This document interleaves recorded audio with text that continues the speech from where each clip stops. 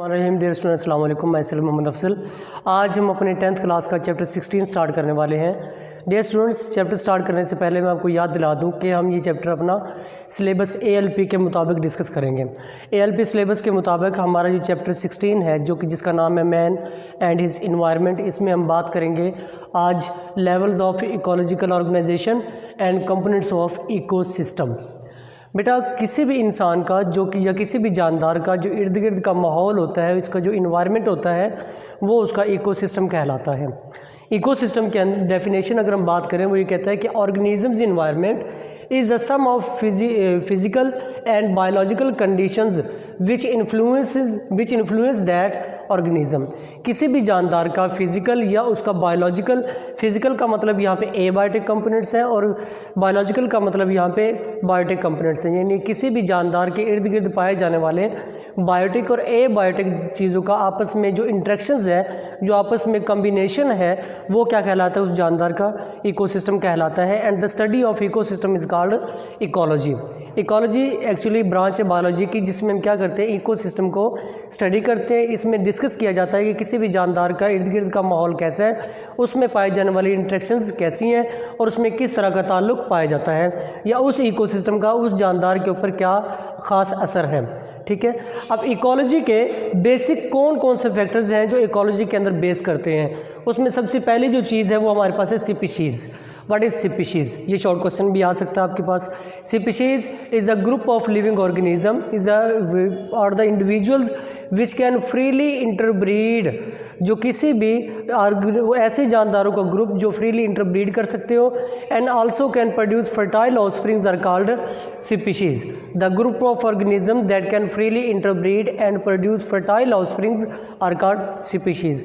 Like इंसानों की एक अलग स्पीशीज़ है। जितने भी इंसान हैं, डजेंट मैटर कि वो कौन से इलाके, कौन से खित्ते के हैं, but they are humans, so homo sapiens are the species of human being.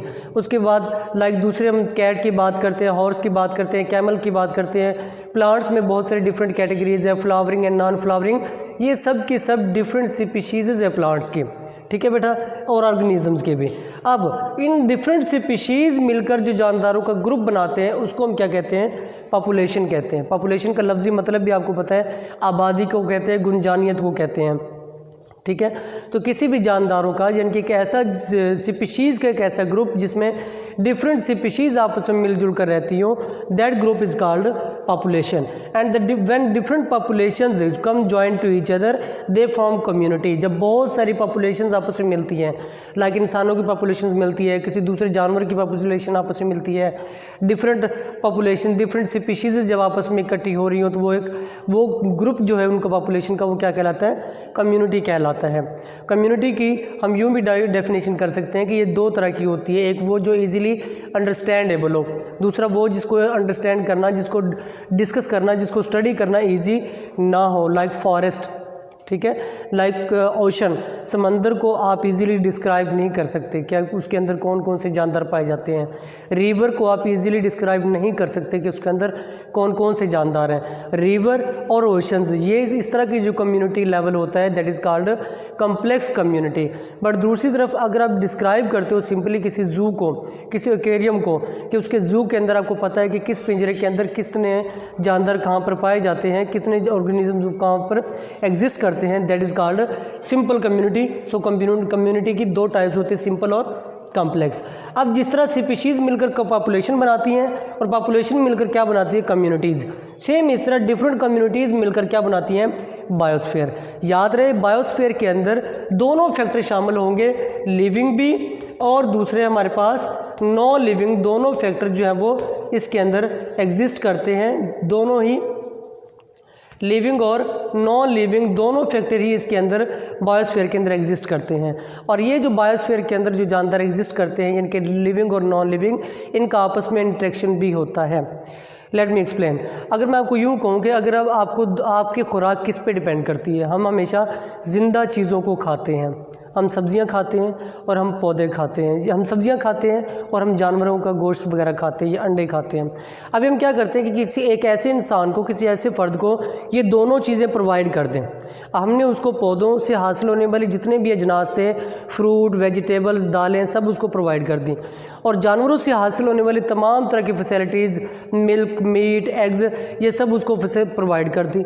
अब क्या पौधों से हासिल होने वाली चीज़ें और जानवरों से हासिल होने वाली चीज़ें, ये दोनों पाने के बाद क्या वो बंदा सर्वाइव कर सकता है? क्वेश्चन यहाँ पे ये है, क्योंकि पौधे और जानवर दोनों ही कौन सा फैक्टर हैं, वो लिविंग है। बट याद रहे कि उस इंसान को सिर्फ पौधों और जानवरों पे ही डिपेंड नहीं करना, उसको ज़िंदा रहने के लिए सांस भी चाहिए, सांस में उसको हवा भी चाहिए, उसको रहने के लिए ज़मीन जगह भी चाहिए, रहने और ऐसी जगह जहाँ पर कोई भी जानदार एग्जिस्ट करते हो, रहते हो, रिहाइश पजीर हो, दैट इज़ कॉल्ड हैबिटेट। उसको हम क्या कहते हैं? हैबिटेट कहते हैं। सो उस जानदार को रहने के लिए हैबिटेट भी चाहिए, ठीक है। लिहाजा इसमें हम ये क्या होते हैं, अब ये हैबिटेट जिसमें हवा, पानी, रोशनी, आग, ये सब की चीज़ें क्या हैं, ये नॉन लिविंग थिंग्स हैं। इनको आपने फिज़िकल मटेरियल कहा था, ये फिज़िकल चीज़ें कहलाती हैं, ठीक है। तो यहाँ पे ये बात ज़ाहिर हुई कि किसी भी जानदार को सर्वाइव करने के लिए जस्ट लिविंग थिंग्स की ज़रूरत नहीं होती, सिर्फ पौधों और जानवरों की ज़रूरत नहीं है उसको, सब्जियों, फलों, गोश्त की ज़रूरत नहीं है उसको, बल्कि उसको ज़रूरत है हवा की, पानी की, खुराक की, जो कि वो ज़मीन से हासिल करता है और ज़मीन की उसको ज़रूरत होती है। तो इस तरह बायोस्फीयर हमें ये बताता है कि किसी भी जानदार को सर्वाइव करने के लिए लिविंग फैक्टर और नॉन लिविंग फैक्टर दोनों का आपस में मिलजुल कर रहना ही उसके लिए पॉसिबल है। दोनों मिलजुल कर उसको मिलेंगी तभी सर्वाइवल पॉसिबल है, अदरवाइज सर्वाइवल पॉसिबल नहीं है। And the combination and the interaction, the relationship in which living organism live together with non living organism, जिसमें नॉन लिविंग थिंग्स को यूटिलाइज करते हुए ऑर्गेनिज्म जो है वो सर्वाइव करते हैं, that is called biosphere level. और बायोस्फीयर की ज़मीन के ऊपरी सतह पर, ये समंदर के ऊपर जो सतह, जो रेशो मानी जाती है कि कितना एरिया बायोस्फीयर का होता है, तो वो आपको याद रहे, वो 20 किलोमीटर का जो रेंज है वो क्या कहलाती है? बायोस्फीयर कहलाती है। यहाँ पे साइंटिस्ट हमें ये भी बताते हैं कि अगर एक पूरी ज़मीन को हम एप्पल को शेप दे देते हैं कि पूरी ज़मीन अगर एप्पल की तरह है, तो एप्पल का जो ऊपरी सरफेस है, जो उसका छिलका होता है बेटे, जस्ट उतना हिस्सा ही बायोस्फीयर कहलाता है। मतलब ये जो 20 किलोमीटर जिसके अंदर लाइफ एग्जिस्ट करती है, that is only similar to, that is only resemble like and skin of apple, वो एप्पल स्किन की तरह होती है उसके, यानी कि इकोसिस्टम जैसे इतना ही है। इसका मतलब क्या है कि दुनिया जो है वो ये बहुत वसी है, जिसके अंदर ज़िंदगी एक बहुत थोड़े से हिस्से के अंदर महदूद है, और ये तमाम चीज़ें जिसके अंदर आप स्पीशीज़ को, पॉपुलेशन को, कम्युनिटी को, बायोस्फीयर को, और फिर बायोस्फीयर के अंदर पाए जाने वाले तमाम तरह के जो फैक्टर्स हैं उन सभी को शामिल करते हैं, तो वो आप किसी भी जानदार का एक इकोसिस्टम बनाते हैं, ठीक है। अब इकोसिस्टम किस चीज़ पे बेस करता है?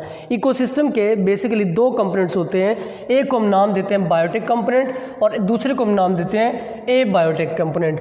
Biotic mean life, having life, जिसके अंदर ज़िंदगी मौजूद होगी, वो सिस्टम क्या है कहलाता है? वो बायोटिक कंपोनेंट कहलाता है। और वो कौन कौन से हैं? वो प्रोड्यूसर्स हैं, वो कंज्यूमर्स हैं, वो डीकम्पोजर्स हैं। इन्हीं को आगे ये उनका मोड ऑफ न्यूट्रिशन और एक्शन की बेस पे, इसी तरह से इन्हीं के अंदर हम मज़ीद डिफरेंसेस भी देखते हैं। जबकि ए बायोटिक मतलब एब्सेंस ऑफ बायो, लाइफ जिसके अंदर मौजूद नहीं होती, वो कौन कौन से? एयर, लाइट, अर्थ, लाइक मिनरल, ETC, ये सब के सब क्या कहलाते हैं? Abiotic component of ecosystem कहलाते हैं, ठीक है। तो ये भी याद रहे कि आपके पास इंपॉर्टेंट शॉर्ट क्वेश्चन बन सकता है कि what are biotic and abiotic components of an ecosystem. Next जो हमारे पास है, व्हाट आर प्रोड्यूसर्स। प्रोड्यूसर्स किनको कहते हैं? प्रोड्यूसर्स वो जानदार होते हैं जो अपनी खुराक को खुद तैयार करते हैं। ये एक्चुअली कहलाते हैं ऑटोट्रॉफ्स। क्या कहलाते हैं? ऑटोट्रॉफ्स कहलाते हैं ऐसे जानदार जिनको किसी और चीज़ की ज़रूरत नहीं होती, वो डायरेक्ट या इनडायरेक्ट अपनी खुराक खुद तैयार करते हैं। लाइक प्लांट्स सनलाइट को हासिल करते हुए फोटोसिंथेसिस से अपनी खुराक हासिल करते हैं।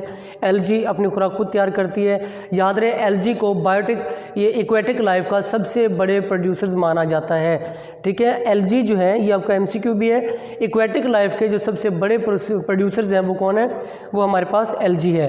तो एलजी वो क्या कहलाते हैं, प्रोड्यूसर्स हैं। तो ऐसे तमाम जानदार जो अपनी खुराक खुद तैयार करते हैं वो क्या कहलाते हैं, प्रोड्यूसर्स कहलाते हैं। अब वो जानदार जो प्रोड्यूसर्स पे डिपेंड करते हैं उनको कंज्यूमर्स कहते हैं। ये डायरेक्टली या इनडायरेक्टली कंज्यूमर जो प्रोड्यूसर्स पे डिपेंड करते हैं। लाइक अब इन कंज्यूमर्स की फिर आगे 3 टाइप्स हैं, primary consumer, secondary consumer, tertiary consumer. ऐसे कंज्यूमर जो जानदार जो हर्ब्स को खाते हैं, जो झाड़ियों को खाते हैं, पौधों को खाते हैं, उनको हर्बीवोर्स कहा जाता है। ये वो जानदार होते हैं जो गोश्त नहीं खाते बल्कि सिर्फ और सिर्फ पौधों पे डिपेंड करते हैं, घास खाते हैं। ऐसे जानदारों को हर्बीवोर्स कहा जाता है। अब दूसरे वो कैटेगरीज है, अब ये वो जानदार ये एक्चुअली इनिशियल प्रोड्यूसर्स कहलाते हैं, जो सबसे पहले प्रोड्यूसर्स पर अटैक करते हैं, प्रोड्यूसर्स को खाते हैं। फिर वो जानदार जो इनको खाते हैं वो कहलाते हैं प्राइमरी कंज्यूमर।